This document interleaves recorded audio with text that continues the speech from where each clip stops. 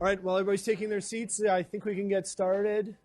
It is my pleasure to introduce today's Cancer Center seminar speaker, Dr. Justin Drake. Justin is a new faculty member in the Department of Pharmacology. We were successful in recruiting him here from Rutgers University last summer. Since arriving, he's been able to establish his lab with some really top-notch postdocs and graduate students. I've been very impressed. Justin comes to us by way of a PhD at the University of Iowa, where he trained with Michael Henry. If you see him at any Gopher sporting events and Iowa's playing, he will be wearing black and yellow, unfortunately. Yeah, I know, but I just wanted to embarrass you a little bit. After he finished his PhD, he moved to UCLA, where he completed postdoctoral training with Owen Whitty. And in Owen's lab, he developed an expertise in phosphoproteomics analysis of metastatic prostate cancer. And that's been the research theme that he's continued to this day. So he initially went to Rutgers University as an assistant professor following his postdoctoral training and was there for a few years. But like I said, we were successful in recruiting him here.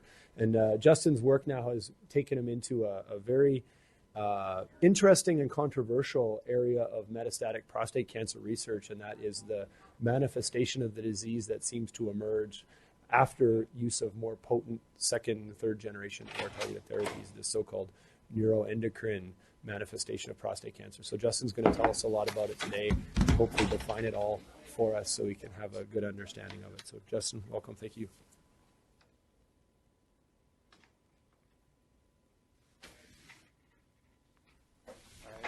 Thanks, Scott, for the kind introduction, and everyone can hear me, I assume. I talk pretty loud anyway, so I probably don't even need the mic. But yeah, so as Scott said, I've had my lab here at the University of Minnesota for probably 8 months or so.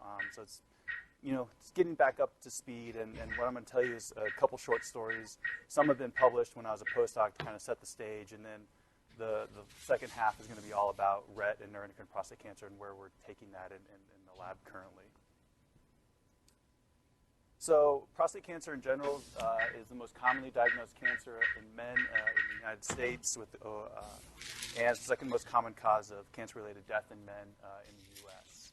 And it's thought to be about 1 in 9 men have a lifetime risk of developing prostate cancer, and about 1 in 40 men have a lifetime risk of dying from this disease. And this is just a chart here showing the death rates of different cancer types over time, and the yellow here is prostate cancer. And you can see there's a little spike here in the early 90s, and it starts to go back down. I think the reason we're seeing this decrease is for several reasons. One is earlier detection, advent of the PSA testing to detect prostate cancer earlier, as well as a plethora of new therapies that have come up over the last decade or so that target the androgen receptor, as well as in combination with certain chemotherapies, have helped to extend and prolong life of men that have actually developed the more aggressive form of the disease. So the prostate gland itself is hormonally driven. It's driven by androgens that bind to the androgen receptor and stimulate its proliferation, growth, and survival. So it makes sense that if a patient presents with more aggressive or advanced prostate cancer, one mechanism is to actually block that signaling network. And that's typically done through androgen ablation. So you can do this through several means. You can do, typically what's done is chemical castration, usually through first-generation gonadotropin-releasing hormone agonists, such as Lupron. And then once that doesn't work, then they can move to more second-generation anti-androgens, such as abiraterone or enzalutamide. But the main mechanism is to block the AR androgen signaling axis in these patients. And for the most part, it does work for a good period of time. But what happens is these patients eventually, a subset of them become resistant and develop bypass mechanisms that kind of go around this androgen ablation, and then they develop what's termed castration-resistant prostate cancer. And at this stage, really there's no cures for men that develop this disease. We only have therapies that more prolong the lifespan of men that develop CRPC. So here's just kind of the progression and treatment landscape of prostate cancer. So this is taken from a review that I wrote with a postdoc when I was at Rutgers last year.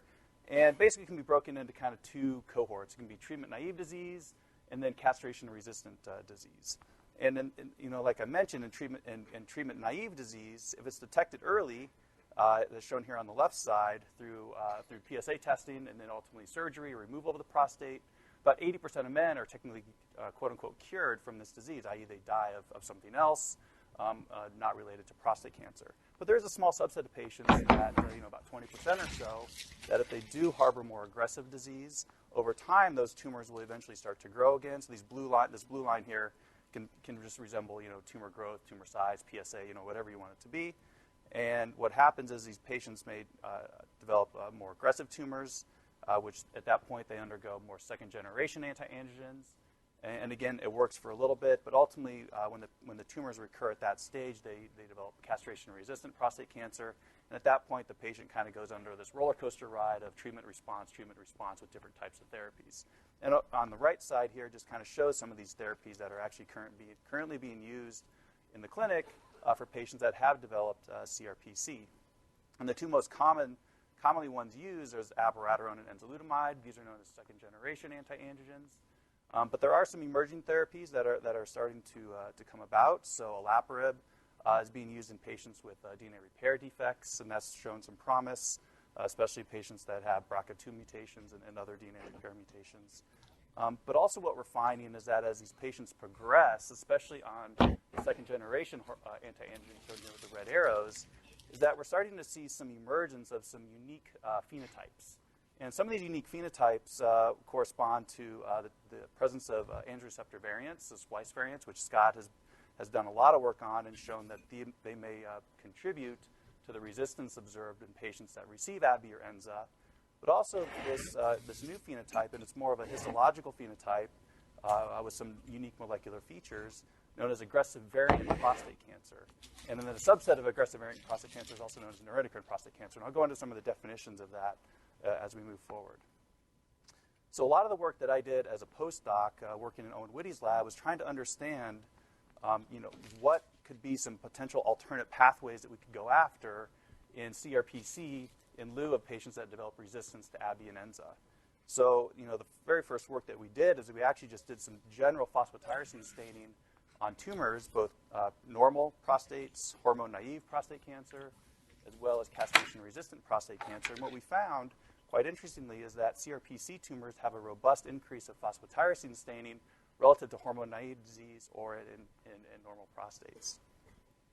So it made sense to look genetically, do we actually see alterations in kinases that may help to explain this observed IHC phenotype? And what we find is that really the mutation rates in kinases are actually quite low. So there aren't these standout driver kinases that you find in other cancer types, such as lung cancer or melanoma, where you could go after and treat with a vemurafenib or an erlotinib or some other tyrosine kinase targeted agent. So we really need to start thinking about other ways to assess potentially some bypass signaling networks that may be contributing to the resistance that may be observed in CRPC. So just here's a brief outline. So what I'm going to kind of give you is three little parts. So this first part is just kind of looking at some of the work that I did as a postdoc doing some phosphoproteome profiling to identify some of these bypass kinase pathways in lieu of activating mutations. And in the second part is a few slides just kind of describing to you what is actually neuroendocrine prostate cancer. Can we come to a consensus on what this disease actually is, how it is defined? Because I think there's still some controversy in the field as to what exactly is NEPC. And then finally, I'm going to show you some work that my lab is currently doing where we're looking at RET kinase inhibition and how it may be an important driver and therapeutic target in treating NEPC. All right, so back to my postdoc days. So when I was trying to understand some of these bypass kinase pathways, we needed some models to actually somewhat mimic castration-resistant prostate cancer to ask this question. So we used both the mouse model and we also got access to human clinical tissues. So the mouse model that we used in the lab was this prostate tissue recombination model. And it's basically set up where we can actually take a normal mouse prostate, we can mince it into single cells. We can transduce these cells with lentivirus expressing oncogenes of interest. In this case, this example, we're just expressing GFP. And then you combine it with a supporting stromal type, urogenital sinus mesenchyme, implanted under the kidney capsule of immunocompromised mice, wait a certain defined period of time, usually 6 to 8 weeks. And what you find is you get a very nice growth on the kidney capsule of these mice that can be GFP positive because we put a GFP vector in, GFP lenti in these cells. And that gives you a very nice histological phenotype that kind of resembles what we see in the mouse prostate. And this is kind of just a comparison of what you see in the mouse prostate versus the regenerated tissue. And if we actually stain for known markers, the basal cells, luminal cells, et cetera, they localize in the correct spots, et cetera, suggesting we can regenerate this tissue using these cell types. So importantly, though, can we also use it to be used with oncogene combinations? And then what oncogene combinations would we use to more mimic castration-resistant prostate cancer and then assess the phosphoproteome in those tissues? So we picked 4 main ones, and this is based on more than just these papers, but a plethora of literature now to suggest major genomic features of CRPC. So the obvious one is a temporosorb translocation, initially discovered by Scott Tomlins, 15 years ago almost now. AR amplification, so we see, typically what we see in CRPC is heightened AR signaling as well as genomic copy number increases in AR or AR mutations. So AR seems to be an important gene to consider in our mouse models. And then also in CRPC, we see 2 main signaling networks. We see the PI3K-AKT signaling network, which resembles PTEN loss, which is observed in a high percentage of CRPC patients. And then also the RAS-RAF signaling network, where we observe increased levels of the RAS-RAF signaling pathway in CRPC. So what we ended up doing was taking those 4 common features and creating vectors that resembled some of those pathways, and then created our own mouse model that mimicked CRPC. So here we created a vector with an activated AKT, and then we combined it with ERG, resembling the Tempus ERG, AR, for AR amplification, and then mutant KRAS, resembling the RAS-RAF signaling network in CRPC. So again, we took our mouse regeneration model, we implanted these cells under the kidney capsule of immunocompromised mice. So we have AKT alone, combined with either ERG, AR, or mutant KRAS. And you can see that each of these are differently fluorescently color coordinated, so we can actually show that we have the correct oncogene in with our tumors. So what does the histology look like? So you can see we can create a very nice progression from normal PIN to low-grade cancer to high-grade cancer, depending on the combination of oncogenes that we actually introduce into this mouse model. And quite strikingly, when we actually look at the phosphotyrosine stain in these tumors, we find that as the tumors become more aggressive, their phosphotyrosine levels actually increase as well, suggesting that we're mimicking something of what we observed in our clinical tissue microarrays, where patients with CRPC had heightened levels of tyrosine phosphorylation.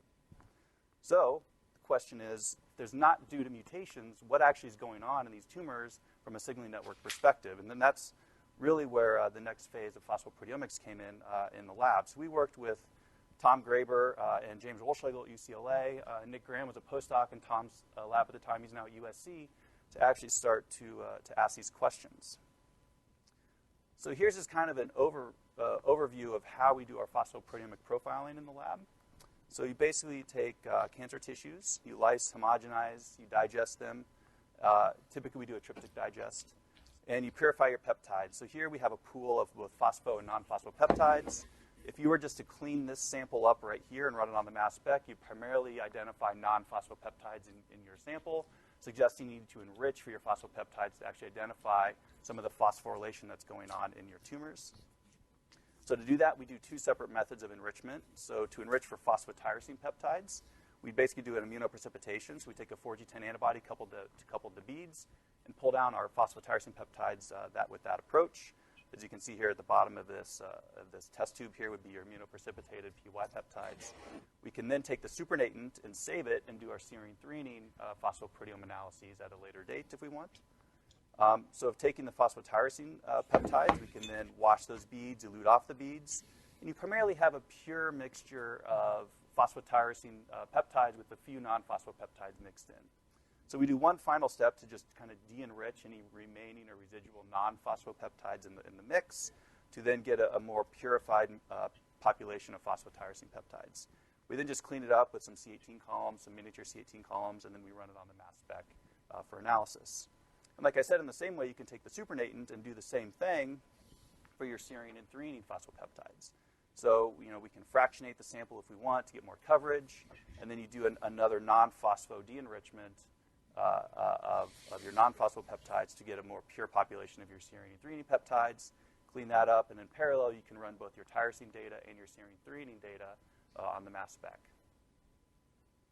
So this has been published a while ago, so I'm not going to go into any more detail on the mouse model, but what we ended up finding was that we could find oncogene-specific patterns of tyrosine kinase activity in these mouse models. So we created a range from PIN all the way to aggressive prostate cancer using these oncogenes, mimicking CRPC, and we find unique patterns of kinase activity that may resemble some therapeutic targets we could go after in these mice. And then here's just some tables and some follow-up westerns that we were able to do with some pathway networks on the end, kind of confirming some of the targets that we identified. But I think importantly is, can we actually observe this in the human system? So we worked with Ken Pienta, who was at Michigan at the time, kind of overseeing the rapid autopsy program at the University of Michigan, to get access to CRPC tumors from patients who unfortunately died of metastatic CRPC. And what was interesting is we wanted to ask a couple questions. We wanted to ask, A, what is the phosphoproteome signature in metastatic CRPC relative to treatment-naive tissues? And then B, since we're able to get access to multiple metastatic sites from the same patient, how similar or different are the signaling networks in those different metastatic sites within that same patient? So we're able to kind of ask both of those questions with this data. So here's just again, this is all published. I'm going to go through this pretty quickly. But what we're able to show is that when we take cell-line-derived xenografts and compare it to treatment-naive prostate cancer or metastatic CRPC, both in the phosphotyrosine data shown on the left and the serine 3 data shown on the right, we can get unique clusters of kinase activity or tyrosine or serine 3 phosphorylation of these particular cohorts. So what's interesting is the cell-line-derived xenografts and the cell lines cluster uniquely away from the primary tissues, and then treatment-naive prostate cancer clusters uniquely away from metastatic CRPC, suggesting that there's, from a discovery perspective, there's some unique features of both kinase signaling that may be observed in the clinical tissues that you may not pick up in your cell lines. And then finally, we were able to actually take this phosphoproteome data where we were able to assess multiple metastatic sites from the same patient and just ask a simple question: how similar or different are these phosphosignatures? So we did principal component analysis, and we were able to look at 5 different patients. So they're each color coordinated here. So the closer the same colored squares or circles are to each other, the more similar they are. And what we find is that for each of these patients, independent of the site of metastases, their signatures are actually very similar to each other relative within the patient relative to other patients. And this isn't due to a metastatic site phenomenon. So if we actually just looked at different metastatic sites across all these 5 patients, so for example, do all the liver mets across the 5 patients, are they similar or different, or all the lung mets, et cetera, similar or different? And what we find, is shown here in the green squares, is that they actually don't really cluster very well together at all. These green squares are all the liver mets from different patients. So this could suggest that we see intra-patient similarity and inter-patient heterogeneity of kinase signatures in patients who have been heavily treated and have ultimately died of metastatic CRPC. So you can take an optimistic point of view here and say, well, a patient may present with several metastases, and if the patient has undergone stringent therapies such as enzalutamide or abiraterone, it is quite possible that their tumors have developed very common signaling networks that we could then go in and target with sets of different kinase inhibitors and other targeted therapies based on evaluation of a single biopsy in these patients. All right, so that's something that my lab has an interest in pursuing further, is trying to figure out, can we actually identify what these signaling networks may be from the individual biopsies moving forward. And this isn't really this kind of is confirmed by other published studies that have looked at this both from a methylation perspective, gene expression networks, as well as in genomic studies as well. So, at least from a rapid autopsy perspective, we do see this intrapatient similarity across different ways of omic analyses. So if we take these patients and start just ask some simple questions such as, what are the signatures? What inhibitors could we potentially administer to these patients? This is all theoretical at this point because we don't have any of the tissue, viable tissue to actually assess this. But what we have found is that across the 16 different patients that we did the phosphoproteome analyses on, what we observed is that patients primarily were able to have kinase activity resembling SRC and MAPK signaling. So shown here on red, dasatinib would be a potentially SRC inhibitor, and trametinib would be a potential MAPK or MEK inhibitor. And what we find is that in about 70% of patients, they have both SRC-MEK activity, suggesting SRC-MEK inhibition may actually be beneficial as either single for SRC or MEK or combo SRC and MEK inhibitors. And what's striking is if you actually look in the CU bioport and actually look at the mutation burden of SRC and MEK and even a plethora of other kinases across several cohorts of metastatic CRPC, we find that the rates of mutation is actually very low. So they're all under 1% for the most part, with the exception of potentially BRAF here, shown here with the fusions in purple and the dark green point mutations. So this wouldn't have been observed in majority of patients by looking at just at the genomics alone or even the transcriptomics. We needed something above and beyond that, such as the proteome and phosphoproteome, to get to this information. And then a paper just came out last week, which I was able to be a part of, working with Matt Rettig at UCLA and Nick Nichols, where they were able to start to assess targeting MEK/ERK inhibition in CRPC and found that a patient here, again, these are exceptional responders to particular targeted agents. This patient did not respond at all to some of the more standard of care treatments, such as enzalutamide and abiraterone, but on trametinib, this patient responded very well to this targeted agent, suggesting there may be patients who could respond to a MEK inhibitor or potentially even a SRC inhibitor when they don't respond or have progressed on the other standard of care agents that we're seeing in the clinic. All right, so just to conclude this first part, again, I went through this a little fast because a lot of this is published. I don't want to get into the neuroendocrine prostate cancer story. But what we were able to show is that we see robust phosphorylation in metastatic CRPC, and it seems to be different than both cell-line-derived xenografts and treatment-naive prostate cancer. Kinase activity is apparent in CRPC tissues, even though we don't observe a lot of activating mutations of these kinases, suggesting the phosphoproteome analysis is quite important in assessing these signatures in these tissue types. And these kinase activation patterns revealed interpatient similarities and interpatient differences. Again, this could be important when you're thinking about trying to identify predictive-based biomarkers to treat patients who may have some of these activated kinase profiles. And then ultimately it suggests that treating patients with kinase inhibitors, even when these kinases are not amplified or mutated.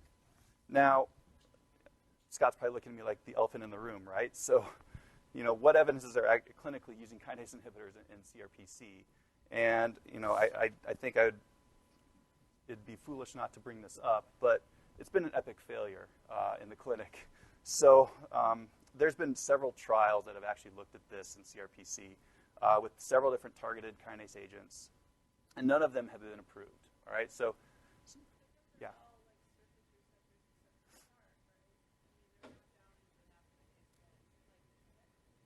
Yeah, so precisely. So it could be that the wrong targets were being looked at, very quite possible.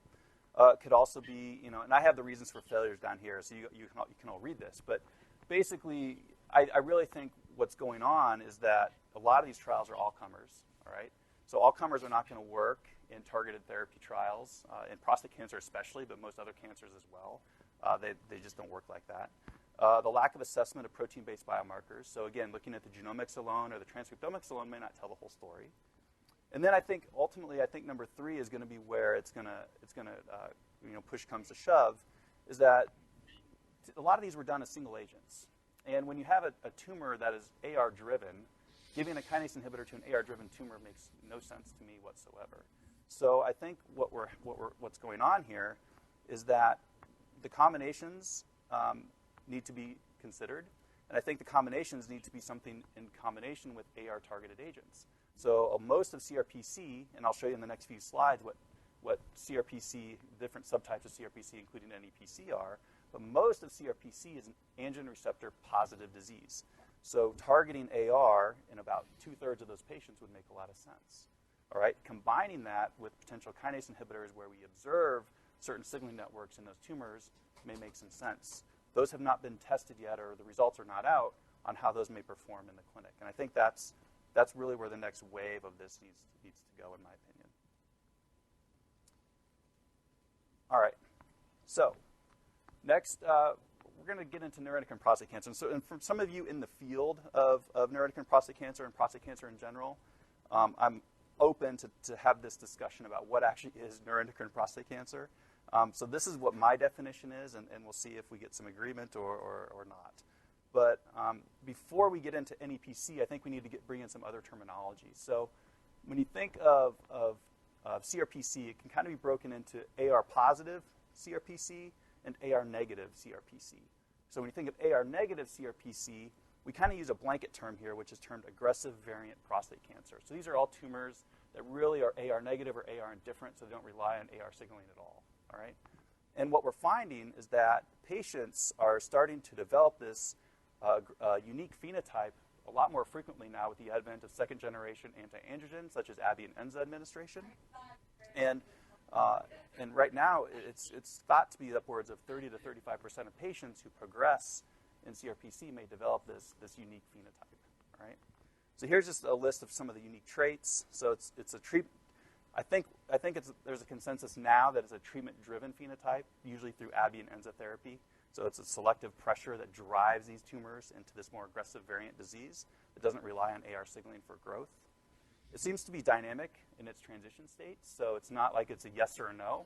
I think there's a mixed phenotype as well that can occur, and I think that's what creates a lot of the confusion in the field as far as what is aggressive variant prostate cancer, what is NEPC, what is small cell carcinoma of the prostate. I'll get into all that here in a second.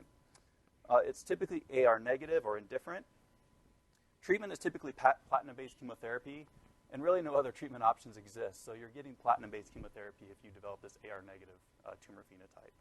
And unfortunately, if a patient is diagnosed with this based on pathology typically, or through low PSA levels, the progression is pretty rapid, and death can occur quite rapidly within a year of this type of diagnosis. So it is a variant of disease that needs to be taken quite seriously, and we need to find new therapies to actually treat it. So Pete Nelson's group published 2 years ago now some more characteristics of AVPC, and we think it can actually be broken down into two subgroups. And shown here in panel A are some patients that they were able to acquire at rapid autopsy, and what they've shown here is from, I think that's 1998 to 2011, so this is the pre-ABI-ENZA treatment cohort. And what they find is that prior to the approval of these second-generation anti-androgens, majority of the tumors were CRPC adenocarcinomas or AR-positive CRPC, all right? But what we're finding is that after approval of ABI and ENZA, shown here on the right pie chart, is that the blue and yellow here are starting to increase in frequency.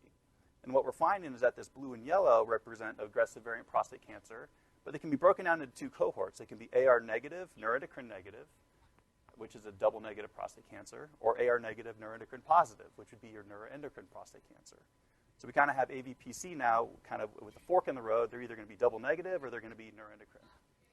And you can actually look at gene signatures that can actually distinguish these cohorts, shown here in panel C, where AR positive CRPC has AR signature, all right, with an AR signature score that's actually quite high. And you don't see that in any of the AR negative tumors or the AVPC cohorts. And you also observe that patients here in orange also have a high level of expression of neuroendocrine genes. And some of these genes are chromograninase, synaptophysin, ASCL1, et cetera. And the double negative prostate cancers, the AR negative, neuroendocrine negative, do not. So I think this is a nice way to kind of think about breaking down CRPC into potentially three main subtypes, which would be an AR positive, and then an AR negative, which has two cohorts, a double negative, or NEPC. Genomically, we can also observe some common features in these tumors. So AR positive neuroendocrine negative, which is your AR CRPC, has heightened levels of AR. But what you find in the AR negative neuroendocrine positive tumors is we find P53 mutations as well as RB loss. And we don't see that as frequently in the double negative. So we do see some unique genomic features that also may persist depending on the actual phenotype or molecular phenotype that's observed in these tumors. So like I mentioned, AVPC is typically characterized by loss of AR. All right, so it's AR loss, AR indifference. It doesn't rely on AR signaling. But there's also some pathological features that also are associated with this. So the pathologists in the room would want to ask, okay, well, if PSA levels are low in this patient, what's the pathology look like? Can we get a biopsy? Can we look at it under the microscope? And a typical adenocarcinoma is what's shown here on the left, and a typical aggressive variant prostate cancer here shown on the right. Now, you don't have to be a pathologist to know that there's a difference in histology between these two tumors. And one, on the right here, the small cell pathology, the tumors are actually a lot less organized, and the nuclei are actually quite large relative to the cytosol compared to your adenocarcinoma tumors. All right. So again, this just kind of shows some of the genomic features that can be characterized from an adenocarcinoma state, such as AR expression, PSA, and then low levels of potentially neuroendocrine markers.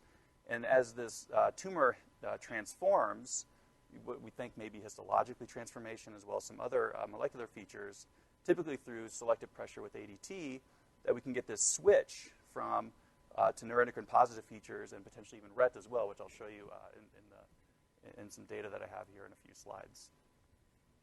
So this transition here from adeno to small cell is more of a pathological transition. So if you hear about small cell neuroendocrine prostate cancer, the small cell is more of the pathology classification, and to me, the neuroendocrine prostate cancer is more of the molecular classification.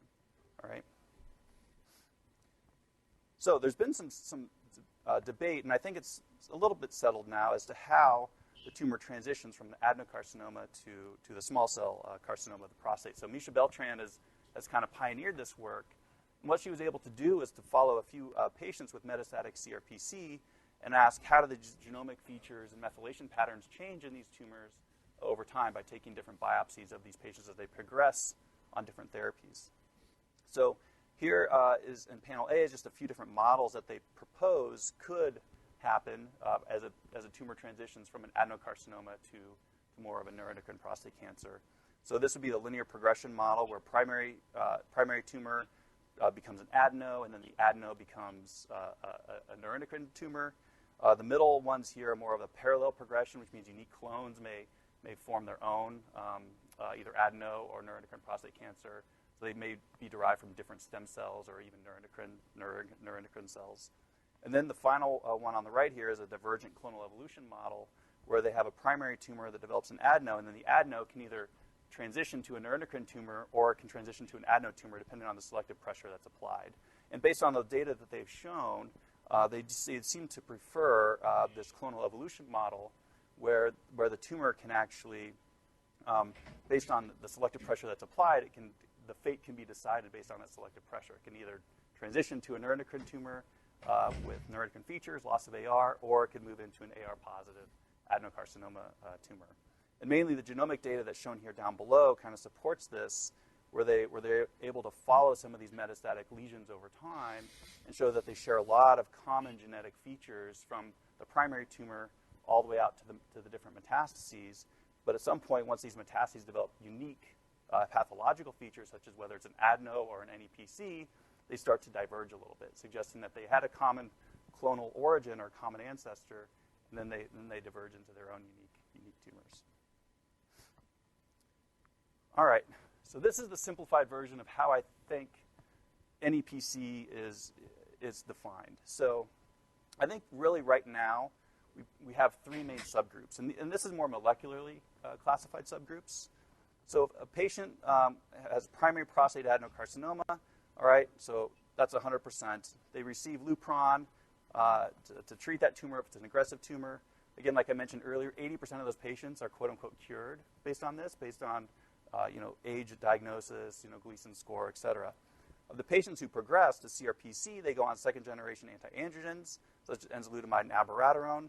They develop, this more aggressive CRPC, where I mentioned earlier, we don't really have a cure, so really the patient ultimately, we could prolong life, but ultimately they succumb to the disease. And we get about 31 deaths per year with patients that develop CRPC. Now, from CRPC, we have the CRPC adeno, which is your AR-positive tumors, and this is in about 2/3 of patients. And then now in a third of patients, we're starting to observe this aggressive variant prostate cancer. And this is AR negative, RB negative, P10 loss, and mutant P53. These are some of the common features that are found in this cohort. And then you can break down AVPC into both double negative, which are AR negative, neuroendocrine negative features, or in CRPC neuroendocrine, NEPC, which would be AR negative, but they have neuroendocrine features. And what we're finding is that when we actually look into this cohort here on the bottom right, this is where RET gene expression is actually quite pronounced and where we're actually observing some efficacy in some of our models assessing RET inhibition in these tumors. So we think there could be some promise here for targeting RET. So I'll start showing you the data on where we are with this. So this really started back when I was a postdoc in N of 1, actually. So we had a patient, University of Michigan had some samples from the rapid autopsy program where we were able to assess, using RPPA data, just general phosphotyrosine of certain kinases. And what we found is that in this patient had heightened levels of RET tyrosine phosphorylation. And when you look pathologically at the tumors, they looked very small cell in nature, and they had neuroendocrine features based on staining for synaptophysin and chromogranin A. So I started looking into RET a little bit more and found that, quite interestingly, RET's involved a lot in neuronal development. And in tumors of neuroendocrine origin, such as papillary thyroid carcinoma and men's disease, we observe lots of RET fusions and RET mutations. And treating with RET inhibitors in the clinic have actually been quite successful. So it's got me thinking that maybe RET is an important player in the transition or development of neuroendocrine prostate cancer, akin to what we observe in other neuroendocrine-type tumors of different tissue origins. So the people that did this work, so Johnny Ramrup and Jen Lee were both a postdoc and lab manager, lab tech at Rutgers that helped to get this started. And then Helena, currently in the lab here at the University of Minnesota, has kind of helped to finish this off into a very nice story, which we're hoping to submit in the next week to 10 days. So we're getting really close. And what we first initially looked at was just clinically, can we observe RET gene expression in a large cohort of clinical data sets? And what we did is we took some NEPC, some metastatic NEPC data from Misha Beltran back from 2016, and then also from patient-derived xenografts that were established at the University of Washington. And we compared NEPC to the adenocarcinomas, or AR-positive CRPC. And what we found is that in addition to chromogranin and synaptophysin, which are typically markers of neuroendocrine prostate cancer, we also observed increased levels of RET gene expression in these cohorts when compared to the adenocarcinoma versions of these tumors. Taking the University of Washington's rapid autopsy cohort, we were also able to show a very nice correlation of RET gene expression and ASCL1 expression, and then loss of adenomarkers such as PSA, AR, and NKX3.1. And these are typically were shown in patients that were thought to be neuroendocrine prostate cancer, shown here with the red bars. So again, we can see a very nice correlation here of RET gene expression in with tumors that are thought to be of NEPC origin. And if we actually look at the correlation between ASCL1 and RET gene expression, we observe a very nice correlation, actually only in the tumors that are AR negative, neuroendocrine positive, or your NEPC tumors. So this gives us a clue that potentially the regulation of RET may be due to ASCL1 expression or vice versa. You know, that's something that our lab actually wants to investigate a little further. So that's the gene expression data. What about the phosphoproteome data? Because I've shown you the whole first half of my talk was, the importance of the phosphoproteome profiling. And what we're able to do is take a panel of prostate cancer cell lines, some of the AR positive, which would be your adenos, and then your AR negative or indifferent cell lines, shown here in the yellow. And we just did phosphoproteomic analyses and did differential analysis and asked what is the difference in the signaling networks between the AR positives and the AR negative cell lines. So we did the phosphotyrosine data shown here on the left and the serine 3 data shown here on the right. We can get very nice, unique clusters of the AR positive to AR negative, shown here in the yellow cohorts. And when we perform kinase substrate enrichment analysis, which can predict kinase activity based on the data or the substrates that are found within our phosphoproteome profiling, what we observe is in the phosphoserine 3 data, activity of aurora kinase A, which has been shown to be one of the main players in neuroendocrine prostate cancer, as published by a few papers now by Misha Beltran and others. And then if we look in the PY data, we find here circled here is RET kinase. So RET kinase pops up both in the gene expression data in the clinical cohorts, and when we actually evaluate the cell line data and look at the phosphoproteome, we find that RET kinase is predicted to be activated as well in the AR negative cell lines compared to the AR positive cell lines. So this kind of gives us two different ways to give us confidence that potentially RET is a player in EPC. So what is RET? So RET is a receptor tyrosine kinase. And I'll go over this very quickly, but basically it requires a co-receptor binding of GFR alpha 1 after GDNF binding to the co-receptor. So GDNF is a ligand. This co-receptor then aids in the dimerization of two RET proteins, which then induces autophosphorylation of RET in its cytosolic tail, and then it can induce a plethora of downstream signaling events, like you see with any other receptor tyrosine kinase. So the main signaling networks that are found with RET signaling is the MAPK signaling network, as well as the AKT signaling network. Again, a lot of these players are not unique to RET, so just keep that in mind as you think about assessing other potential targeted therapies in your tumor of origin. More than likely, it's going to be hitting on some of these same players. So we were able to take that pathway and dig deeper into our phosphoproteome data and ask, do we observe activation of this pathway both in our cell lines and in the clinical phosphoproteomic data set that we're actually able to evaluate? So on the left here is the cell line data. So this is comparing our AR negative cell lines to our AR positive cell lines. And all of these players here are found within the RET pathway. So yellow is hyperphosphorylation of the peptides relative to the AR negative cell lines.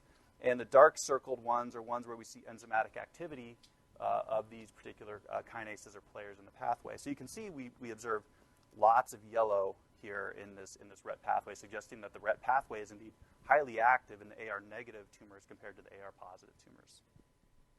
Now, when we look at the patient tissue samples, it's not as robust, but we do see some components of the RET pathway that are activated. The one caveat with this data set that we didn't have to evaluate relative to the one on the left is we didn't have the phosphotyrosine data. So, and I think that would have contributed a lot to what we observe on the left here that we are probably missing here on the right. But nonetheless, there are certain pieces of the RET pathway that are indeed activated in neuroendocrine prostate cancer clinical samples relative to the AR positive or adenocarcinoma clinical samples. So RET protein seems to be heightened in the AR negative cell lines as well. So here again, in red are NEPC cell lines, and we see heightened levels of RET protein in a high percentage of those particular cell lines. We don't see it in the double negative prostate cancer cell lines or in the AR positive prostate cancer cell lines. So this again confirms that RET protein seems to be somewhat connected to the development of AR negative neuroendocrine prostate cancer. And again, AR is completely lost, shown here by the top band in the AR negative tumors compared to the AR positive tumors.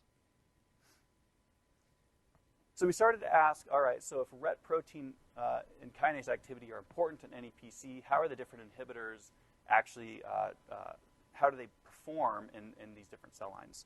So we took a panel of these prostate cancer cell lines, and the top three are AR positive cell lines. The bottom two on the left are the AR negative or double negative, and then the one on the bottom right is the NEPC line.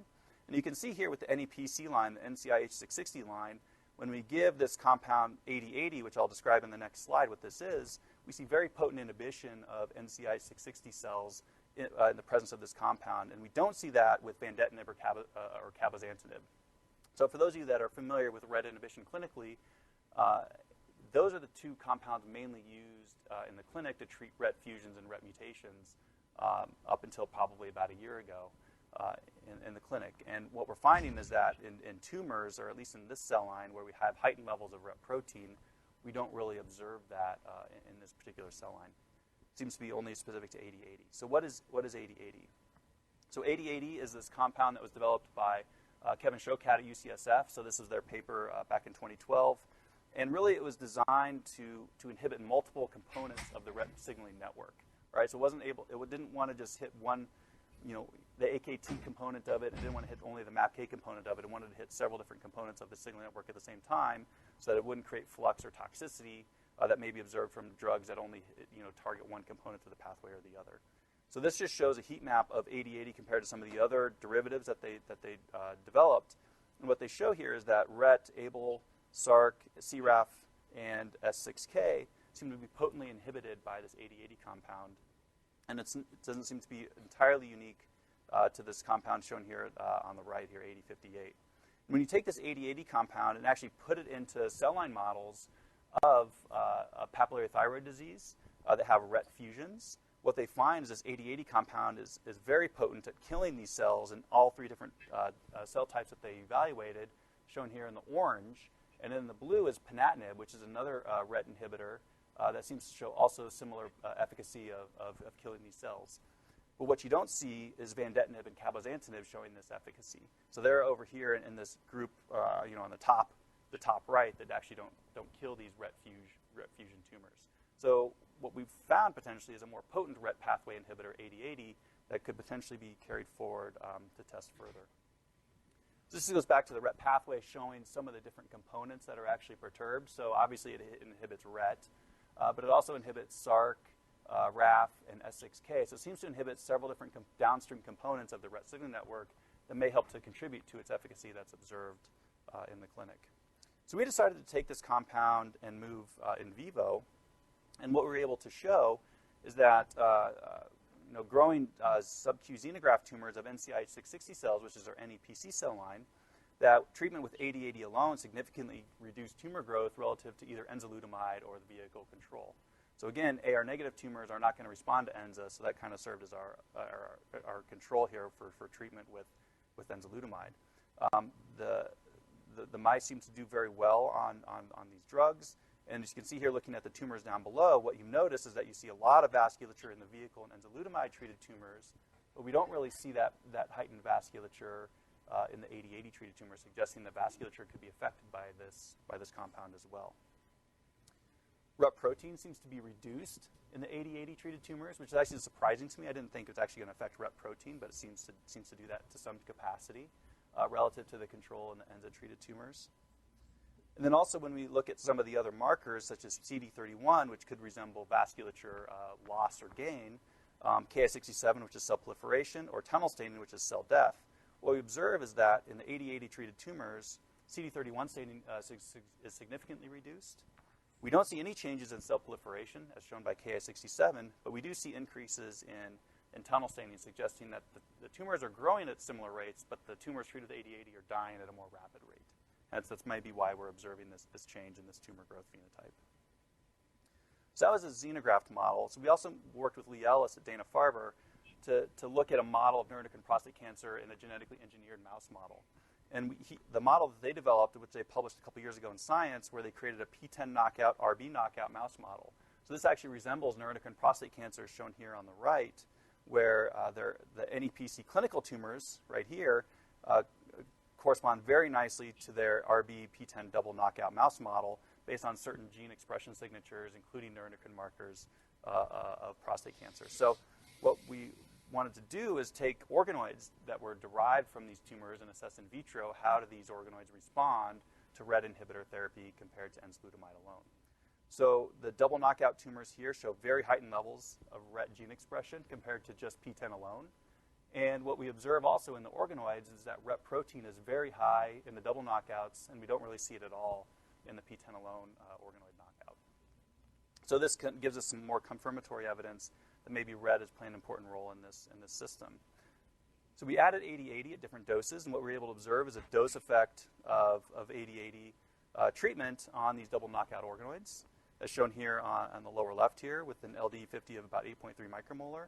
And when we give 10 micromolar of enzalutamide, these cells actually don't respond at all to enzalutamide, suggesting that it's not just the amount of drug that you're giving, but that this seems to be more specific to 8080 versus the treatment with enzalutamide in these organoids. And we also then decided to try this in the NCI-660 organoids. So this is shown here on the left, where we were able to do a nice dose response of NCI-660 organoids with 8080 inhibitor. And then this is just some preliminary data, but it's kind of intriguing to us because we're curious, if you treat these organoids with 8080 or enza and then ask, can we reverse this phenotype? Can we reduce neuroendocrine markers or increase adeno markers? We're just starting to dig into that. But what we found right now, preliminarily, is that ASCL1, which is a prominent neuroendocrine marker, seems to decrease quite substantially in the 8080 treated tumors, where we don't see that with the enzalutamide treated tumors. Now, if the neuroendocrine markers are going down, are the adeno markers going up? And I don't have the data for you yet, so I can't answer that question. But what we're hoping is that the answer will be yes, because when we actually go back into the Lee's double knockout organoids and treat in combination with enzalutamide, we can actually resensitize these organoids to enzalutamide in the presence of 8080, suggesting that RET inhibitor therapy may actually reverse this phenotype to some capacity where enzalutamide now becomes efficacious in an AR-negative tumor. So we want to see if AR actually is coming up and other adeno markers are actually coming up in this tumor system. So it's quite interesting, and we'll see where that takes us. All right, so just to conclude here, so RET kinase seems to be overexpressed in several clinical NEPC data sets. Its activity seems to be apparent in NEP cell lines and clinical tissues. And we find that targeting RET seems to reduce NEPC tumor burden and organoid growth, and this could be due to either induction of apoptosis or reduction in angiogenesis, or both. Mechanisms still to be determined on this. And then finally, can NEPC tumors on RET inhibitors be sensitized to ADT therapy, such as enzalutamide or abiraterone?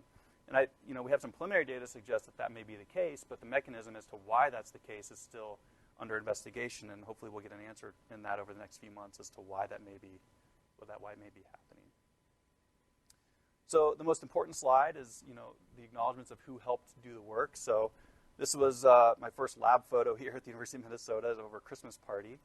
So Helena here, shown in the front, helped do a lot of the cleanup of the data and helped write the paper that we're about ready to submit here soon on the RET story in NEPC.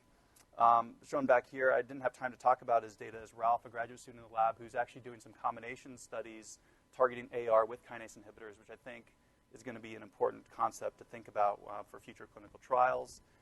And then Zoe here in the back left is actually doing some biomarker-based analyses, proteomic-based biomarker analyses of AR variants, which I hopefully will be able to talk about the next time I get the opportunity to present here. And then importantly are the funding sources. So the DoD has been very kind to me in funding the work that I've been doing, as well as a PCF Young Investigator Award. And with that, I'll take any questions. Thanks for your time.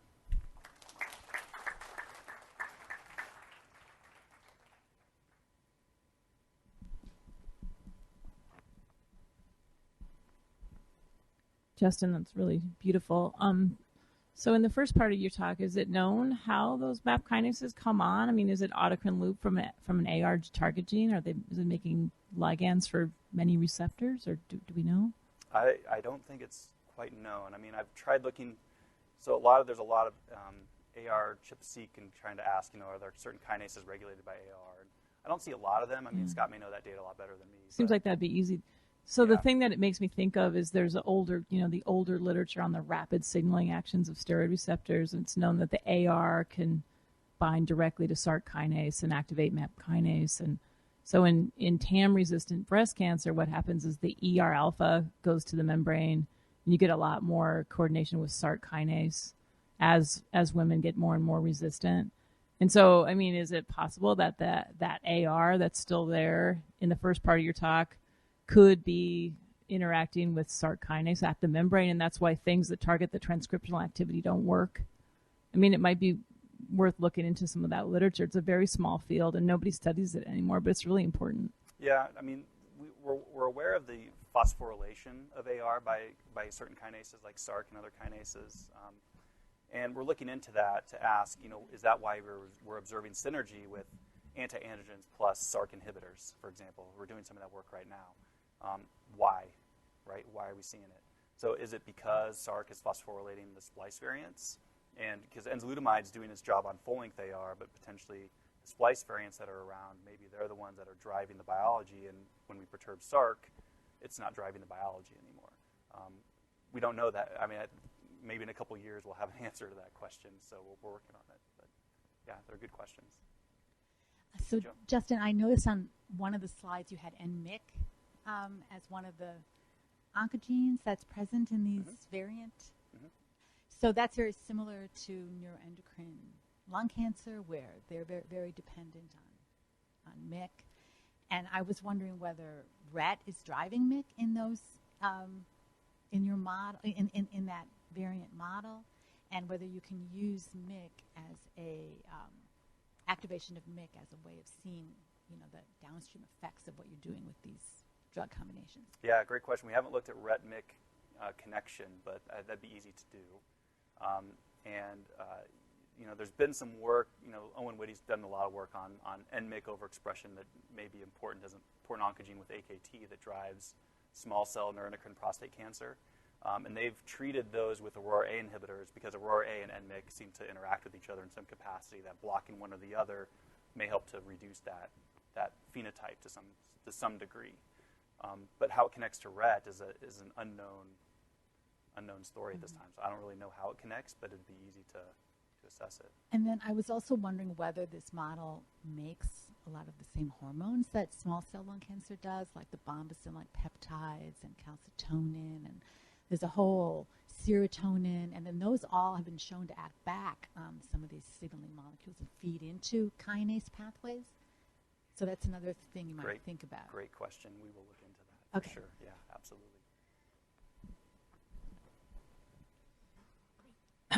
Great talk, Justin.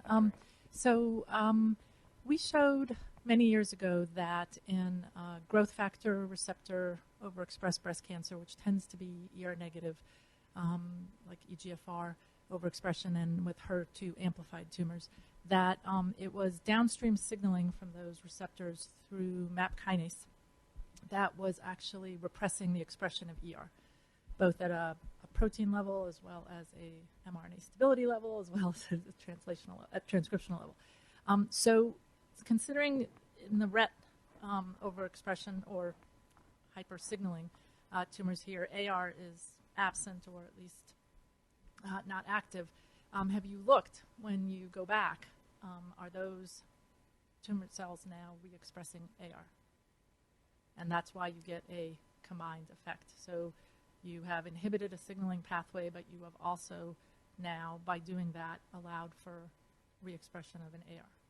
Right, so in the 80/80 treated tumors or organoids.